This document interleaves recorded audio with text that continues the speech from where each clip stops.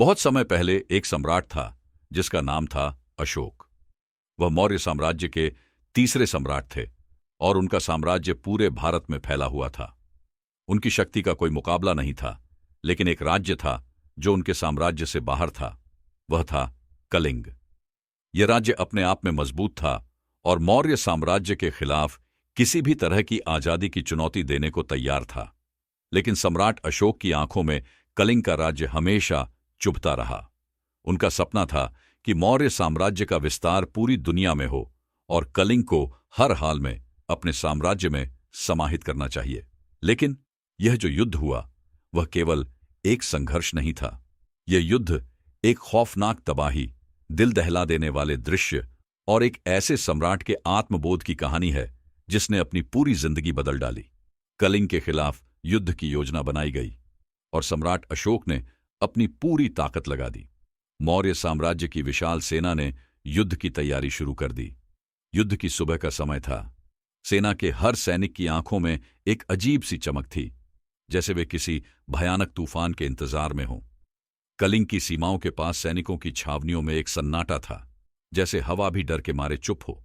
लेकिन जैसे ही मौर्य सेना ने कदम बढ़ाया, वैसे ही कलिंग के सैनिकों ने अपनी ताकत दिखानी शुरू कर दी। गहरी रात में कलिंग के जंगलों से अचानक आवाजें आईं, खौफनाक चीखें, बर्तन टकराने की आवाजें और बूटों की आवाजें। कलिंग की सेना ने अपने घरों की रक्षा के लिए हर रास्ते को बंद कर दिया था। युद्ध की पहली सुबह मौर्य सेना ने कलिंग पर हमला किया। सम्राट अशोक ने अपने हाथी और घोड़े सबसे आगे लगाए थे। जैसे ही मौर्य सेना ने कलिंग के किले के नजदीक कदम रखा, एक ठंडी हवा में जैसे खून का गंध फैल गया हो। यह न केवल युद्ध था, बल्कि यह एक काले साए के नीचे किसी खौफनाक कहानी का हिस्सा था। कलिंग की सेना ने अपनी पूरी ताकत से मुकाबला किया। घमासान लड़ाई चल रही थी, जहां मौर्य सेना ने हर कदम पर प्रतिरोध का सामना किया। दोनों सेनाओं के बीच भीषण युद्ध हुआ। मौर्य सेना के हाथी बड़े बड़े शाब्दिक शंखों की तरह युद्ध भूमि में हर एक कदम को भारी बना रहे थे, और वहीं कलिंग के सैनिक अपनी जान की बाजी लगाकर अपनी माटी की रक्षा कर रहे थे। लेकिन जब युद्ध के तीसरे दिन सम्राट अशोक ने कलिंग की राजधानी के करीब कदम रखा, तो वहां के दृश्य ने उनके अंदर एक खौफ को जन्म दिया। शवों का ढेर, जलते हुए घर और हर ओर खून की नदियां थीं। जैसे जैसे मौर्य सेना ने कलिंग के किले में प्रवेश किया, एक अजीब सी घबराहट सम्राट अशोक के दिल में घूमने लगी। वह एक समय की जीत के बारे में सोचते थे, लेकिन इस बार उन्होंने महसूस किया कि वह जीत अब उन्हें कोई संतोष नहीं दे रही थी।